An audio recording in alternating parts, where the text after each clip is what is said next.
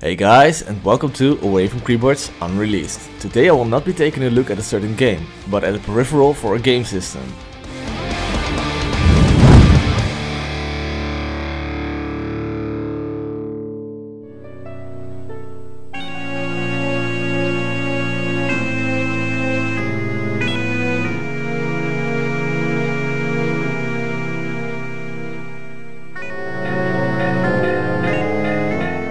Back in my youth, I couldn't get the newest consoles, but around the time the GameCube hit the shelves in the Netherlands, I was ready to buy me a Nintendo 64.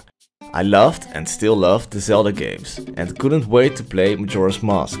Because of the launch of the GameCube, the N64 decreased in value and was affordable for me. But still, even when I bought the N64, I couldn't help myself to stop at the toy store at the little booth of the GameCube. The first Nintendo console that used discs instead of cartridges. But was that really the case? Where companies as Sony and even Sega released their games on discs, Nintendo still kept using cartridges. Even when many of the game developers switched to PlayStation. A disc gave developers a lot more options. You could save a lot more data on a disc, like for example full motion videos. A normal Nintendo 64 cartridge can hold 12 till 16 megabytes, where a disc could hold up to 700 megabytes of data. And they were a lot cheaper to produce. Big developers like Square, known from the Final Fantasy series, left Nintendo and started developing for Sony PlayStation. It even became one of its flagships.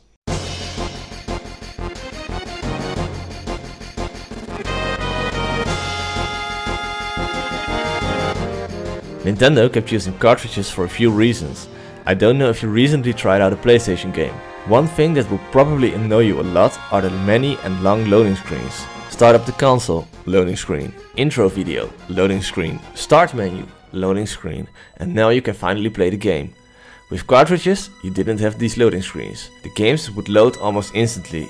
And besides the loading, it is also possible to build in a save functionality in the cartridges. A small battery is placed inside to make sure the save data doesn't get deleted. Another reason was piracy. Discs were a lot easier to copy. But even Nintendo noticed that they had to do something to keep up. Even before the release of the Nintendo 64, Nintendo announced a peripheral for their upcoming console, the Nintendo 64 Disk Drive.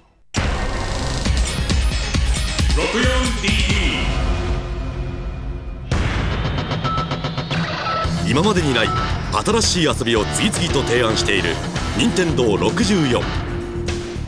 そしてそれは任天堂64ディスクドライブ。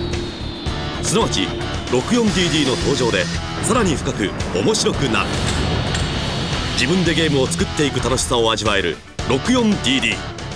Only they were not going to use conventional discs. It would have its own disc cartridges. Each disc could hold up to 64 megabytes of data. And there were a lot of games announced to be in development for the disk drive. For example, Mario 64 2, Zelda 64, Kirby 64, Earthbound 64 and Banjo-Kazooie 2. After a while, people started to smell something fishy. Almost each game got released on a cartridge, and still no sounds about the release of the disk drive. Will it even still be released? Until the 1st of December in 1999, Japan got its official release of the Nintendo 64 disk drive, only not in the way you would expect. The only way to get this device was through a mail order subscription, which costs you $22 a month for an entire year. But Remco, why would anyone pay $22 a month for just a disk drive? Well, you didn't just get the disk drive. With it you got a subscription to an online service called RentNet, on which you could chat with other users, send email and play certain games online. For the service you also needed a special cartridge modem and a keyboard and mouse, which all came together with the subscription. Because Nintendo promised to release a disk drive, they finally could say they kept their promise, but maybe a little too late, since it was almost at the end of the Nintendo 64's life cycle. And because of the subscription service, it didn't sell well.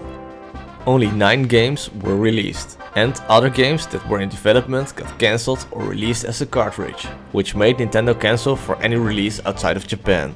There was once a Nintendo 64 disk drive in development for America though. Only one working prototype has surfaced, and it now belongs to a YouTuber known as Metal Jesus Rocks. I hope you guys enjoyed this episode of Unreleased. If so, smash that like button. Now we would like to know if there are some other unreleased games you were waiting for but sadly never came. Leave it down in the comment section and we hope to see you next time on Away from Keyboard. Later guys!